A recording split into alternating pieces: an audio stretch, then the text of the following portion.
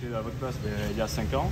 Mes professeurs, M. Dartaillès, mon professeur principal, m'a fait souffrir un petit peu. Je sais pas si avec c'est pareil. Ouais, parce que les heures de cours le matin et tout, c'est dur quoi. Le vendredi matin généralement en plus. Bon après, blague à part, vous trouvez ça comment vous à peu près niveau difficulté? C'est que le début. C'est ce qui arrive. Ouais, mais c'est le début le plus dur, après ça roule. Ouais, non, du coup, moi ça s'est à peu près bien passé. Vous allez voir, ça va dérouler après. Au départ, c'est un peu galère. Vous avez peut-être des niveaux un peu différents en fonction de si au collège vous bossiez ou pas. Après, ça va le faire. Ce qu'il faut décider vite à peu près, c'est si vous voulez continuer vos études en gros, attaquer dès maintenant parce que c'est tous vos trimestres qui sont pris en compte, c'est pas juste celui de terminale. Donc après, si vous voulez, moi j'ai fait. Il y en a qui veulent continuer vos études déjà ici. Vous voulez faire quoi? Ouais, mais lequel? Il y en a deux. C'est quoi les deux? Donc vous avez du coup le BTS-MV, donc pour faire ce que j'ai dit, chef d'atelier. Sinon vous avez aussi le BTS-MCI, celui que j'ai fait. Donc avec le BTS-MCI, vous allez pouvoir devenir, par exemple, travailler dans une écurie de sport automobile. Moi par exemple, j'ai fait mes stages chez, vous connaissez peut-être pas, mais Akira à Bayonne, qui aime bien la moto. Donc il prépare les moteurs en gros pour Kawasaki en championnat du monde de motocross et aussi de superbike. Ils sont 5 fois champions du monde d'affilée, c'est pas mal. Du coup on peut travailler dans des trucs comme ça, donc sur la mise au point moteur, ou alors travailler aussi avec des ingénieurs dans le développement des moteurs, donc, par exemple chez Renault, des moteurs diesel pour les camions et tout ça. Ces 2 ans, c'est un peu plus compliqué que le BTS-MV de ce que j'entends dire. J'ai pas été en BTS-MV donc je peux pas savoir. C'est un peu plus théorique, donc niveau maths, c'est pas trop compliqué, mais il faut quand même s'accrocher un petit peu si vous avez des difficultés. Mais ça se fait. Un des avantages de ce BTS, c'est qu'en fait, on peut poursuivre ses études beaucoup plus facilement qu'en AMV. En AMV, on a surtout la licence pro, ensuite c'est la destination. Donc licence pro qui ne va pas vous permettre dessus d'avoir un métier différent, mais ça va vous permettre, ça vous servir surtout des années à la longue pour avoir une augmentation de salaire. Ensuite, c'est le principal quand même, on travaille pour gagner de l'argent. Ensuite, qu'est-ce que je voulais dire? J'ai oublié ce que je voulais dire. J'étais sur la licence pro. Mais la continuité après, quoi. Tes oui. résultats, tu as fait comment? Tu as eu quoi? Déjà au bac, oui. tu as eu des bons résultats ou... Oui, non, au bac, si je me souviens bien, je sais plus si je suis sorti major ou second. Non, major. Si, moi je sais, oui, major. Bon, on va dire, je suis sorti major du coup de la promo au bac. Très facilement. J'ai eu la mention très bien. Bon, franchement, ça se fait facilement. Enfin, sur la mécanique, ça va. Si vous touchez, vous allez avoir aucun problème à avoir les bonnes notes. L'épreuve de mécanique, franchement, si c'est toujours la même que moi j'ai passé, ça se fait vraiment facilement. Pour réviser un petit peu, mais ça va. Si vous visez une mention pour être pris dans le BTS que vous voulez ou quoi, il faut bosser l'histoire, le français et le génie méca pour augmenter encore sa moyenne à l'épreuve de méca. Mais sinon, ces 2 épreuves-là, c'est celle qui rapporte le plus gros coef. Et c'est pris en compte, faut pas croire qu'il n'y a que la mécanique qui est comptée. Donc après ça, avec mon BTS, j'ai fait aussi des majors de promo. Ensuite, l'année dernière, j'ai rejoint du coup l'Estia, l'école d'ingénieur à Villars. Je sais pas si vous connaissez. Donc je suis rentré en bachelor, donc c'est 1 an, enfin c'est mixé. Là je suis encore en bachelor en même temps en école d'ingénieur, je suis mixé. Et en gros pendant cette année-là, c'est comme une sorte de prépa. On bosse à bloc les maths, la physique, la mécanique et tout ça. Mécanique théorique comme avec Monsieur Dumora, j'imagine que vous avez.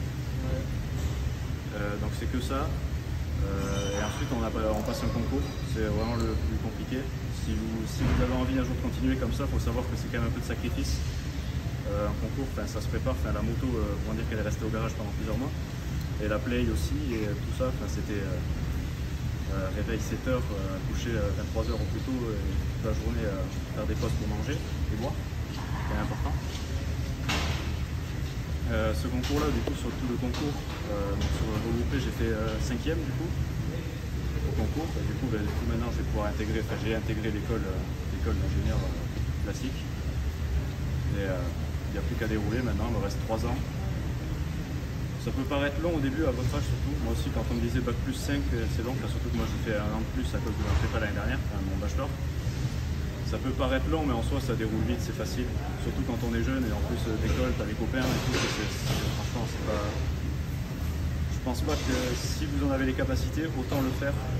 Pas sûr que ça vaille le coup de se dire d'avoir besoin d'argent tout de suite, alors qu'au final, bosser 2 ans de plus. Alors oui, on n'aura pas d'argent, oui, on aura des copains qui vont acheter des voitures et tout, mais ça, on s'en fout, c'est pas le problème.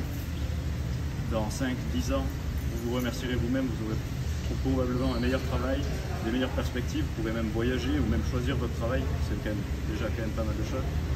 Et aussi, niveau salaire, c'est quand même un peu mieux, techniquement. J'ai pas encore touché ma première paye, mais j'imagine que ça va être mieux plus tard. Et c'est à peu près tout sur mon parcours. Donc, ce que je vous souhaite, c'est d'avoir déjà de tous avoir votre bac, déjà c'est pas mal. De vous accrocher, d'écouter le professeur, très important. Et surtout, si vous avez des questions ou quoi que ce soit, je suis là, je peux y répondre. C'est à peu près tout. Il y a des questions par là? J'espère que vous en avez quelques-unes. Non? Sinon, c'est que j'explique très très bien.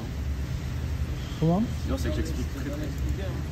Ouais, c'est pas trop compliqué, en plus ça se fait vite. Avec les stages et tout, ça passe... en première année, moi en tout cas, c'était assez long. On avait le stage à la fin de l'année. Mais la deuxième année, on avait 2 mois de cours, 3 mois de stage, je crois. Et ensuite, on attaquait déjà les épreuves, quoi. Donc ça passe très très vite. Au final, sur les cours, c'est 1 an et demi. Et le reste, c'est du stage et c'est sympa. Surtout qu'aujourd'hui, le BTS, vous pouvez le faire donc en alternance également. Donc, il dit alternance, dit salaire. Hein. Okay. Donc, et un peu plus de semaines en entreprise. Voilà.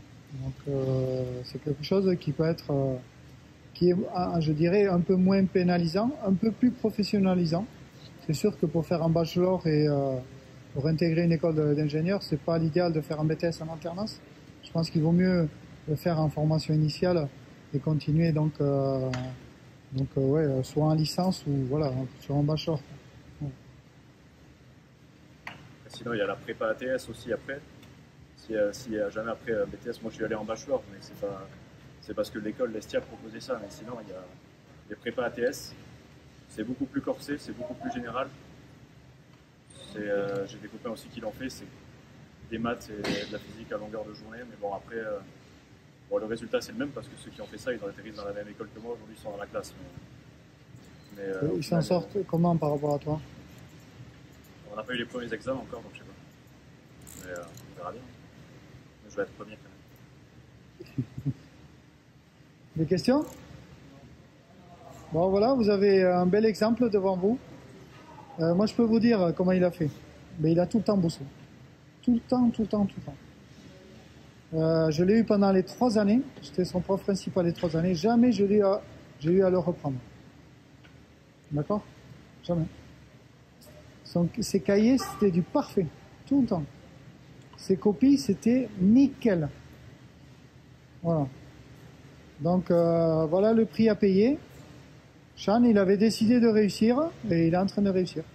Il a mis tout en œuvre pour réussir. Voilà.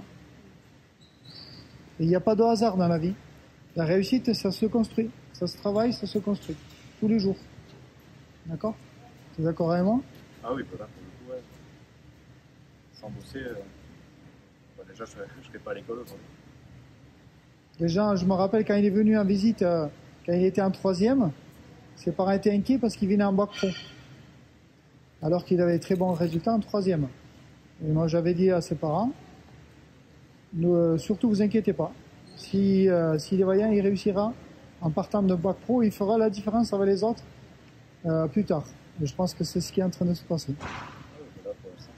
Parce que là, il a une double casquette, quoi. Il a la casquette, je dirais, où il a énormément travaillé la pratique et il arrive à faire le lien avec la théorie par rapport à ses camarades qui ont beaucoup moins de pratique et pour qui le lien est beaucoup plus compliqué.